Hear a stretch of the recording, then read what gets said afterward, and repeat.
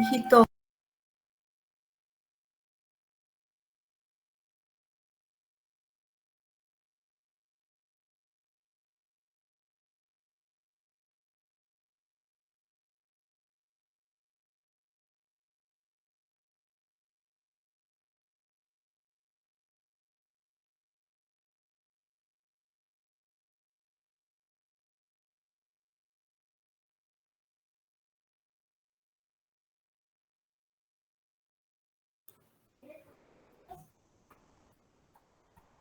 ¿Cómo están? Buenas tardes. Buenas tardes, profesora. Un poco y nadie contesta. ¿Todos bien? Sí, doctora. Muy bien. Con ustedes estoy al día. Así es que ahora vamos a ver lo que es la esclerodermia, ¿ya? Porque hemos llevado síndrome de Sjögren, ¿no ve la última clase? Hola. Sí, doctora. Sí, doctora. Estoy atrasada con los días jueves y con los días martes. Entonces voy a tener que regularizar en esta o la otra semana, a más tardar. Muy bien. Les quiero invitar cordialmente al curso que estamos realizando los reumatólogos. Empieza este viernes el curso modular, es de 3 módulos. En el primer módulo va a ser toda clínica, ¿ya? En el segundo módulo va a ser toda imagenología. Y en el tercer módulo va a ser todo lo que es tratamiento. Así es que si se pueden inscribir, estaría buenísimo. Ya les he mandado la tarjeta de invitación y el programa del primer módulo. Así es que si se animan, se anotan, pues hasta ahora solo se han anotado 2. Yo dije, va a haber una asistencia masiva a este curso, pero no es así. Así es que me harían un gran favor, porque soy parte de las organizadoras y se anotan. Está a un precio módico los 3 módulos y es mucho lo que van a aprender, porque en el segundo módulo vamos a ver todo tipo de estudios imagenológicos también, ecografía, resonancia, tomografía, rayos X, capilaroscopía. Estoy buscando también a alguien que hable de biopsia de glándula salival menor y en piel más. A ver, voy a tratar de contactar al único que lee, creo, con más claridad en toda Bolivia ese tipo de estudios, es el doctor Sangüesa. Entonces voy a tratar de contactarlo. Y si no, veré otro invitado, ¿no? Hay invitados del exterior también en el segundo módulo. Así es que si se animan, se anotan, pues ya les he dado las pautas para que se anoten y los he mandado todo a sus presidentes de curso, ¿de acuerdo? Bueno, entonces vamos a ver esclerodermia hoy día. La esclerodermia es una enfermedad autoinmune también, de curso crónico. Hemos visto con los de práctica ya un caso clínico, entonces ya tienen una idea de lo que es la esclerodermia y lo que puede hacer con la persona que está enferma de esta enfermedad, ¿no ve? Entonces es complicada la esclerodermia, pero bueno, mientras más bien precozmente sea diagnosticada, se podrá hacer mucho más por el paciente. La esclerosis sistémica es una enfermedad autoinmune crónica que afecta generalmente el tejido conectivo, se caracteriza por cambios inflamatorios y fibróticos en la piel, sinovial, músculo esquelético, también puede afectar tracto gastrointestinal, pulmón, corazón, riñón. Hay una acumulación excesiva de tejido conectivo, ¿no? Entonces, en realidad, la esclerodermia lo que produce es mucha fibrosis, ¿ya? En Estados Unidos hay 18 por millón, más o menos, de incidencia y una tasa de prevalencia de 250 por millón. Más en el sexo femenino se presenta también, puede aparecer en la niñez, también en la edad media, también en en la tercera edad puede aparecer la enfermedad. La etiología puede ser hereditaria, tiene un alelo, el HLDR3, puede tener etiología ambiental también, como por ejemplo los químicos, la inhalación de silice, exposición a solventes orgánicos y algunas infecciones virales pueden ser la causa. Ahora, ¿qué sucede? Hay un daño celular endotelial que produce generalmente una liberación de óxido nítrico. Hay una activación del sistema inmune que libera el factor de crecimiento de fibroblastos. También tiene acción ahí la citoquina interleuquina 4. Hay una proliferación de fibroblastos. Esto conlleva la fibrosis, ¿no? Entonces, ¿qué síntomas tiene? Esta es la enfermedad donde más van a encontrar el fenómeno Raynaud, ya, Raynaud, no se escribe, Raynaud se lee. Entonces, el fenómeno de Raynaud está presente en este tipo de enfermedades en un 95%. También puede tener poliartralgias, hinchazón de manos, aparece la mano como edematizado generalmente. Puede tener inflamación articular, una poliartritis, un engrosamiento de piel o directamente también, aparte del compromiso de piel, puede tener disnea, disfagia, pirosis. Generalmente el compromiso cutáneo pasa por 3 fases, ¿no? Fase edematosa, que es cuando se hincha toda la piel.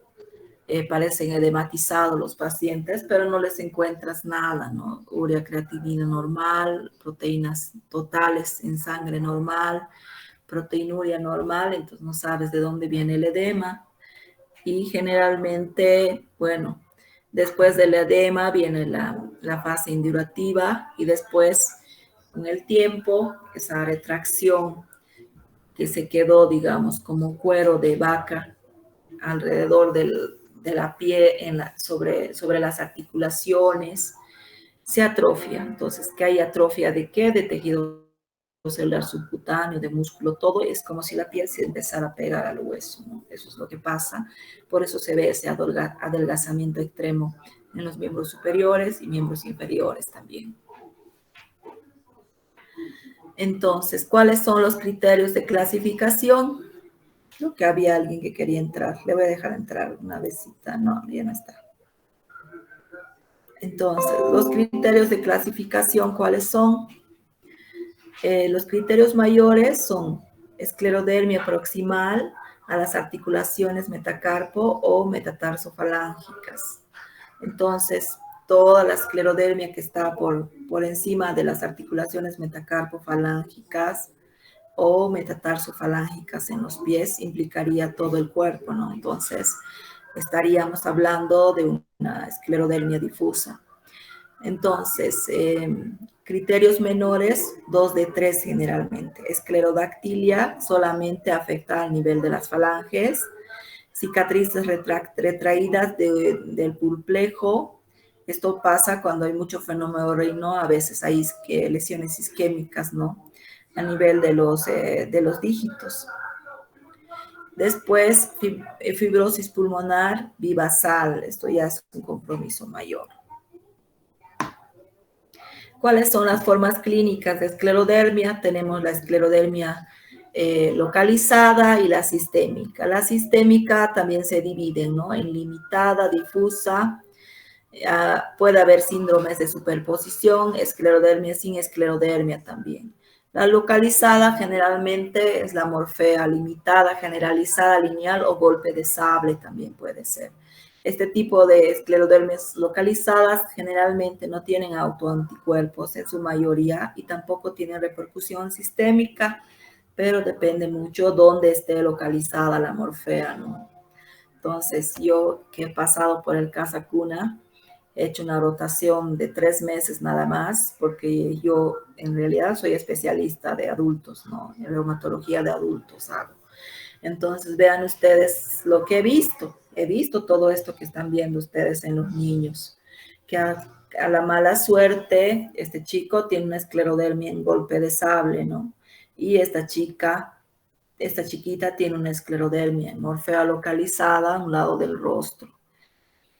Primero ha debido tener la fase edematosa, luego la fase endurativa y después como les estaba explicando, la piel se adelgaza en extremo y se pega, ¿no?, al hueso como si fuera solamente ese revestimiento y produce una atrofia terrible. Y esa atrofia también, ¿no?, se puede notar a nivel del muslo. Cuando es la pierna, también van a ver que la pierna es más delgadita que la otra. Entonces, los pediatras, incluso con estos casos, los pediatras reumatólogos, he visto que les infiltraban corticoides dentro de la lesión para que no progrese. Incluso les hacían ciclofosfamida, todo, ¿no?, para que el niño no quede, digamos, con esta discapacidad. Entonces, a veces, pero es inevitable, queda nomás. Y las morfeas localizadas, digamos, en otras regiones donde por ahí no hay no se nota mucha discapacidad, ¿no?, o mucha deformación.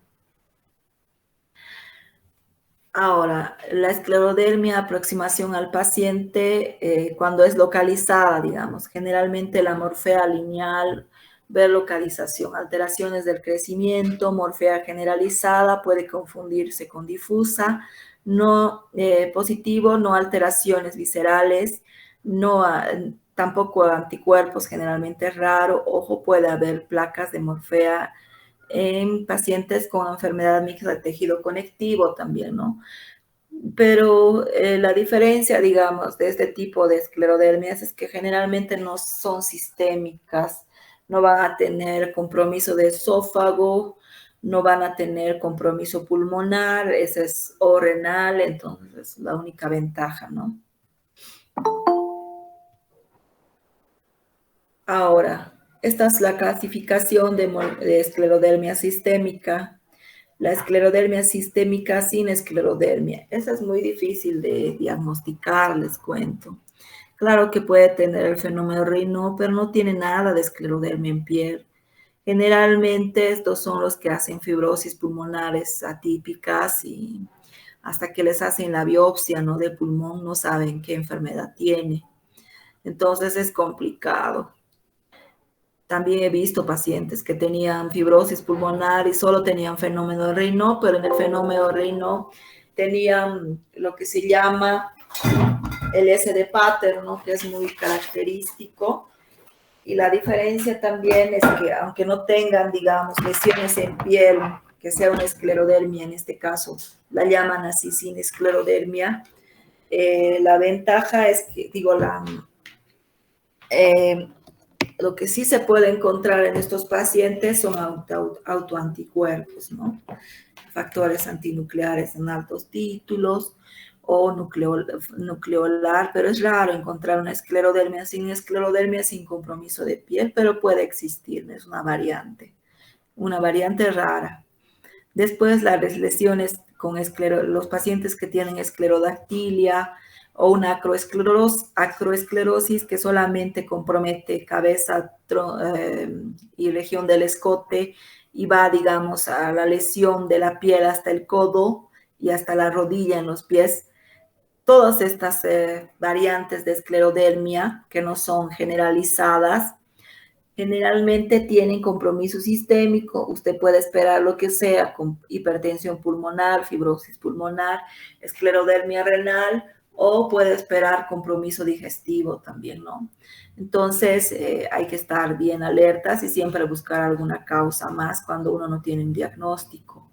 Ahora esta es la más temida, ¿no?, la más complicada, no solo por la discapacidad que le implica al paciente, ¿no?, tener una esclerodermia sistémica generalizada, por el compromiso de piel, la discapacidad, sino porque aparte de tener compromiso de piel, son más propensos a tener compromiso sistémico, compromiso pulmonar, compromiso digestivo, compromiso renal y todo lo que eso conlleva, ¿no? Perdón, chicos. Creo que me está dando una alergia. Bueno, entonces, ustedes ya saben que el 95% de los pacientes van a tener fenómeno Raynaud, fenómeno Raynaud. ¿Cuáles son las fases? Isquemia, cianosis, rubor. ¿Qué pasa con la isquemia? Hay un vasoespasmo de arterias, resulta en una oclusión vascular más o menos de las arterias. Entonces, el flujo sanguíneo para los capilares es interrumpido y se ve así, blanco como papel.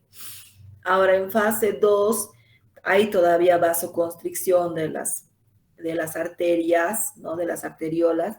Entonces, ¿qué pasa? Las vénulas se vasodilatan, entonces hay sangre desoxigenada circulando, lo que provoca el color azulado.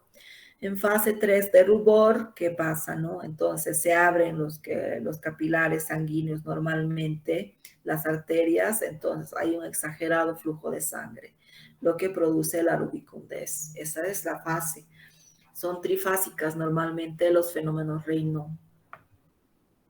Acá podemos verlo en vivo, ¿no? Esta es la primera fase de vasoespasmo a nivel de las arterias. Esta es cuando siguen vasoconstricción y empiezan a circular solamente la sangre desoxigenada, ¿no? Por eso se vuelve cianótico.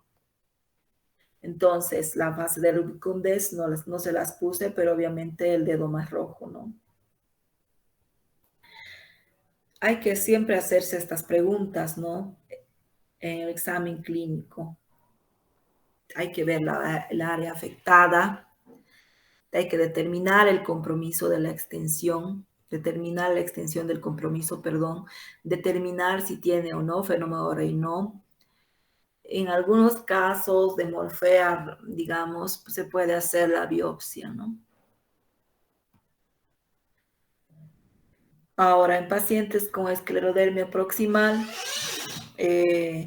bueno, hay un signo llamado signo de Krebs que se caracteriza por esclerodactilia, telangiectasias, calcificaciones aumentadas y dismotilidad del esófago, ¿no? Este ciclo de Krebs normalmente tiene un factor antinuclear anticentrómero en el laboratorio, ¿ya? Y el tema de esta variante de esclerodermia es que tiene mucho compromiso de hipertensión pulmonar. Se mueren, tienen alta mortalidad por hipertensión pulmonar. Entonces, normalmente, ¿qué hay que hacer? Hay que pedirles el ecocardiograma y medir la presión de la arteria pulmonar, que tiene que estar en niveles normales, ¿no? Normalmente menor a 35 milímetros de mercurio. Entonces, estos pacientes a veces hacen compromisos severos de hipertensión pulmonar y esa es la causa principal de su fallecimiento. Y las calcificaciones se producen generalmente por un exceso de hidroxiapatita, ¿no? Ahora, la esclerodermia difusa, compromiso de toda la piel. Siempre hay que estar controlando al paciente, ¿no? Si tiene mucha extensión de compromiso cutáneo, uno ya se da cuenta que eso viene, como se dice, viene bravo, digamos. Hay que controlar al paciente. Hay que hacer el tratamiento que sea necesario para que el paciente no siga progresando el compromiso, sobre todo a nivel de piel, ¿ya? Porque va junto todo, aumenta el compromiso de piel y el compromiso sistémico está detrás, ya sea pulmonar, ya sea renal o cardiológico, que es muy difícil de tratar, no responden bien al tratamiento, ¿no? Hay que ver la velocidad de progresión, investigar compromiso visceral clínico, interrogatorio, examen físico, hacer estudios. Obviamente no en estos pacientes que empeoran, hay que pedirles todo lo que haga falta. Ahora, vamos a hablar primero del compromiso digestivo. El compromiso digestivo suele ser lo más común también en los pacientes con esclerodermia. Tienen un compromiso digestivo desde boca en la boca. ¿Qué compromiso pueden tener? Tienen dificultades para alimentarse cuando es difuso por fibrosis, ¿no?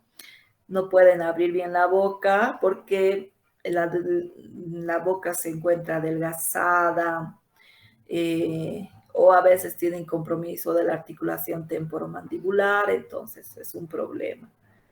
Y hay mucho compromiso por la fibrosis que presentan a nivel del tubo digestivo. Generalmente tienen mucho compromiso de hipomotilidad, lleva a disfagia baja, reflujo, síndromes de asa ciega, mala absorción, suboclusión, distensión y también la formación de divertículos de boca ancha en el colon. Es complicado, he visto pacientes con nutrición parenteral, por ejemplo, porque realmente no podían tolerar el reflujo, no había cómo tratar a los pacientes. Entonces a veces se complican también por ese lado. Ahora, el compromiso digestivo, ¿cuáles son los signos de alarma? Disfagia alta, polimiositis asociada, disfagia baja severa por estenosis, ambas riesgo de broncoaspiración. Lo que pasa es que como hay mucho compromiso muscular por el tema del engrosamiento de la piel, la fibrosis, todo eso, a veces hacen una polimiositis o la polimiositis consiste en caída de brazos, caída de piernas y dificultad para movilizarse, ¿no? Hay una inflamación del músculo, entonces el paciente no se puede mover y esa complicación también pueden tener los pacientes con esclerodermia, una superposición y no les funcionan ni los músculos deglutorios, digamos. Cuando empieza a tener disfagia alta, entonces ahí está el peligro también de alta mortalidad, que es tal vez lo que le pasó a la pobre pacientita del cual yo les relaté en prácticas, ¿no? Ahora, el compromiso respiratorio también produce fibrosis pulmonar. Quizás es esta la patología que más fibrosis pulmonar produce en los pacientes. Es más frecuente, ¿ya? Pero sobre todo los estudios, la clínica predomina. Si el paciente empieza con disnea, hay que hacerle la tomografía, pedir los autoanticuerpos y hacer el tratamiento agresivo en ese momento. Porque si no puede progresar a una fibrosis generalizada y los pacientes con esclerodermia a veces a los 4, 5 meses, 6 meses de haber iniciado con disnea, dificultad respiratoria y están con mochila de oxígeno. Entonces es complicado, hay que hacer rápido el tratamiento, ¿no? Siempre predomina, porque a veces hay pacientes que han tenido mucho compromiso respiratorio, mucha fibrosis pulmonar, sobre todo por tomografía, pero no tienen tanto compromiso, digamos, de disnea, ¿no? Es como si su pulmón o su parénquima pulmonar se hubiera adaptado, digamos, a ese tipo de fibrosis. Pero algunos con poco compromiso pulmonar ya tienen disnea.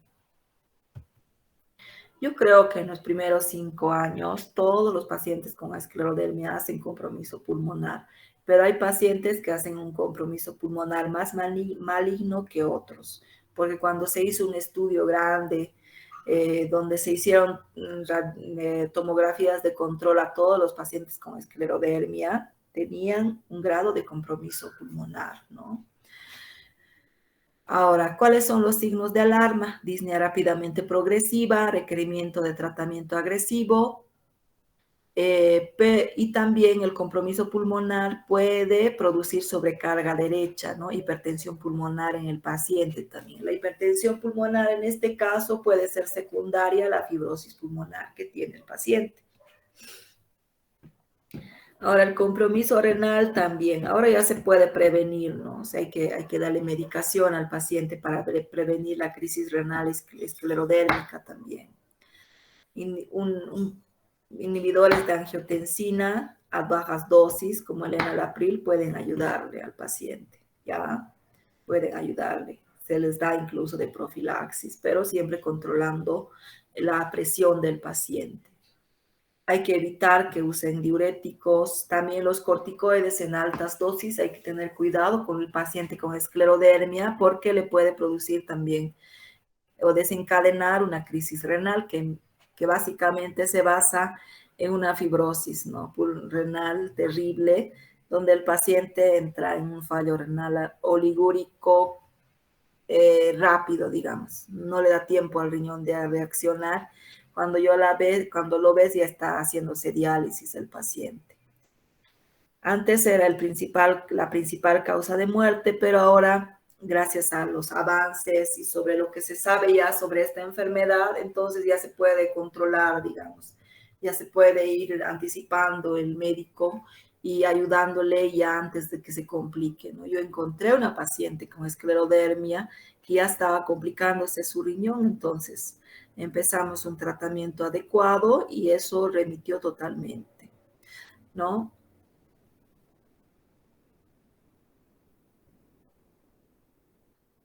Entonces, ¿cuáles son los signos de alarma? Hipertensión rápidamente progresiva, caída de filtrado, esquistocitos en frotis. Eso para la crisis renal esclerodérmica, ¿no? ¿Qué hay que hacer entonces con este paciente? Normalmente hacerle controles en hemograma, hepatograma, hacerle tratamiento de base. Hay que controlar la presión arterial cada vez que viene el paciente. Hay que ver si tiene edemas, no tiene edemas, si está orinando normal, si no está orinando, si está orinando bien. Hay que ver la alimentación por el tema del compromiso digestivo, tantas cosas, ¿no? Y hay que ver sobre todo si puede alimentarse adecuadamente, revisarle los dientes, ver si puede tener una adecuada apertura a nivel de la boca, hacerle un examen físico minucioso, ¿no? Y para ver cómo más le puedes ayudar al paciente. Y también prevenir, obviamente, el problema renal. Hay que pedirle función renal de tanto en tanto al paciente, ¿no? El compromiso cardiológico también es muy rebelde al tratamiento generalmente. Puede ser primario por fibrosis, incluso se pueden formar una especie de parchados fibróticos a nivel del corazón, ¿no? Y eso altera generalmente la conducción del corazón.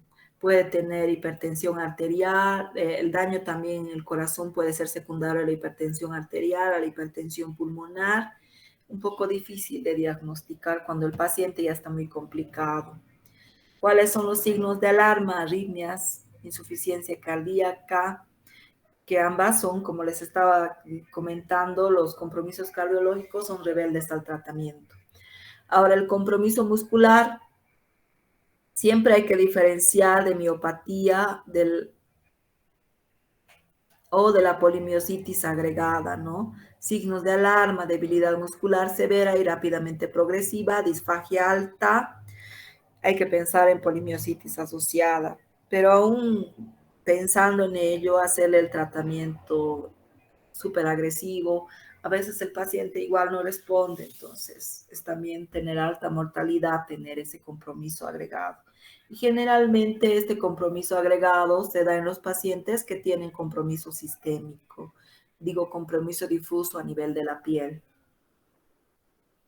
Ahora, ¿cuáles son los autoanticuerpos? ¿No?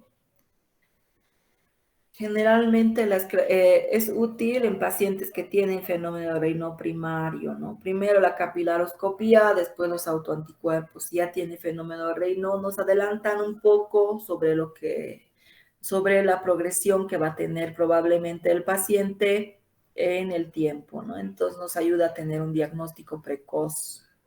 Útil en enfermedad temprana para identificar subgrupos, para determinar pronóstico.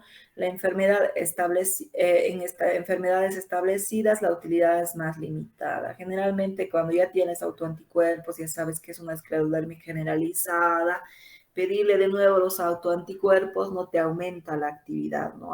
Los autoanticuerpos van a estar todavía ahí y no te va a marcar para nada el pronóstico porque ya tienes el pronóstico al haberle pedido por primera vez los autoanticuerpos. Anticuerpos antinucleares, caray, esto se ha sobrepuesto. Después lo arreglo. Pero ¿qué anticuerpos antinucleares? Desde 1982, miren. 1962, 1968 y 82. Técnicas de inmunofluorescencia directa, 40% de los pacientes con esclerodermia pueden tener, ¿no? ¿Cuáles son? Generalmente son los anticuerpos antinucleolares, ya eso es lo que dice acá. A ver, vamos a ver si lo puedo arreglar.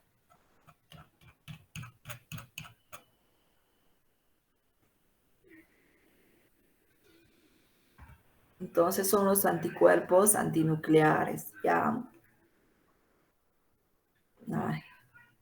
Entonces, estos anticuerpos antinucleares por inmunofluorescencia directa pueden estar en el 40% de los pacientes con esclerodermia. Acá lo mismo, qué barbaridad.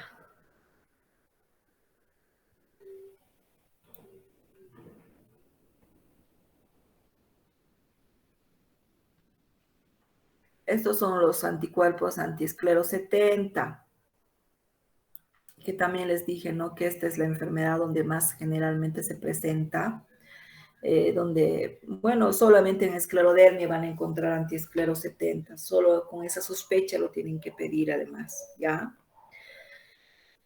Generalmente se puede obtener por inmunodifusión, por ELISA, tiene entre el 20 y 40% de los pacientes con esclerodermia, generalmente asociada a una enfermedad difusa severa. La capilaroscopía puede hacerse con oftalmoscopio, puede dar una idea de la enfermedad en reino primario y probablemente poco útil en enfermedad ya establecida. Pero en realidad yo refuto eso, ¿no? La capilaroscopía no solamente te ayuda a tener el diagnóstico, probablemente también más adelante se va a hablar de que la capilaroscopía te ayuda también a tener un diagnóstico de actividad de la enfermedad, porque los fenómenos renal más severos coinciden con los pacientes que están haciendo compromiso sistémico más severo, ¿ya? Porque hace usted una capilaroscopía normalmente en el lecho unguial del paciente. Acá pueden ver la distribución normal de los capilares, que son como horquillitas, ¿no ve? Que se van viendo, son como horquillitas invertidas. No sé si han visto alguna vez esas horquillitas negras, ¿no ve? Entonces son horquillitas invertidas hacia abajo. Y ven ustedes que esto es lo normal, ¿ya? Esto se puede ver con una lupa de alto aumento, se puede ver. Ahora el capilaroscopio es lo mejor, ¿no? Y también con un simple microscopio óptico también hay que ponerle un poco de, si es posible, aceite de cedrón encima del lecho unguial para poder ver estas lesiones, ¿no? ¿Qué se encuentra? Alteración. Acá está normal, acá pueden ver que ya no está normal. ¿Qué hay? Hay un engrosamiento de los capilares, ¿no ven? Y también aumento de una deformación también. Ahora, hay todavía mayor engrosamiento de los capilares. Estos ya se pueden considerar megacapilares. Este color terroso que aparece tipo café generalmente son hemorragias, ¿ya? Hemorragias que aparecen, ¿no? Porque se rompen los capilares grandes. Después, entre zona y zona puede haber, digamos, acá ven que está bien tupido, ¿no ve? Así uno detrás de otro, sin espacios largos. En cambio acá, por las lesiones que ha tenido los capilares, por la inflamación de esa zona, generalmente se revienta y hay sangrado y luego desaparece el capilar y deja espacio entre otros capilares. Esas son zonas avasculares. Entonces acá tenemos lo que se llama el S de Pater. Capilares agrandados, zonas avasculares y microhemorragias. Acá lo mismo, miren, una microhemorragia, pero aquí hay una neoformación de vasos. Es un S de Pater también, pero un poco tardío, ¿no? Donde predomina más que todo las zonas avasculares. Pero ¿qué se hace? Porque a veces el fenómeno renal en los pacientes avanza muchísimo y produce necrosis digitales. Entonces, en estos casos, con el tratamiento a veces está en este estado el paciente, vuelve a este estado y después vuelve a este estado con el seguimiento capilaroscópico, ¿ya? Yo les voy a traer una buena profesora para el curso en el segundo módulo. Se va a hablar también de capilaroscopía, así es que inscríbanse. Entonces, ¿a quiénes tratamos? Generalmente a todos, ¿no? Enfermedad temprana, evidencia de progresión, variante difusa, compromiso visceral. Se cuida al paciente de que si lo presenta hay que tratarlo con más agresividad, ¿no? Enfermedad temprana, menos de 3 años, porque la piel no es probable que responda una vez fibrótica. Se dice que el compromiso visceral severo ocurre en general dentro de los 5 años del inicio. Primera manifestación, generalmente el fenómeno Raynaud, ¿no? O sea, el compromiso visceral no coincide con el fenómeno Raynaud porque el fenómeno Raynaud puede estar antes. ¿Cuánto hace que tiene esclerodermia? El compromiso visceral importante ocurre dentro de los 5 años de comienzo. Si se superó esta etapa, es raro que el compromiso visceral aparezca o empeore. Si está dentro de este periodo, hay que ser vigilantes, ¿no?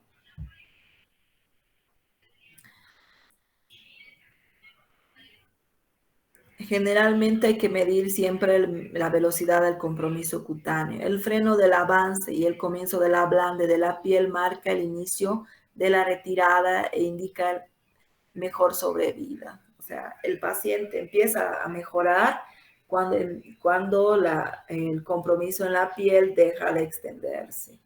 Y eso es lo que hay que lograr y eso es lo que hay que mantener en el paciente. ¿Ya? El compromiso pulmonar es muy complicado.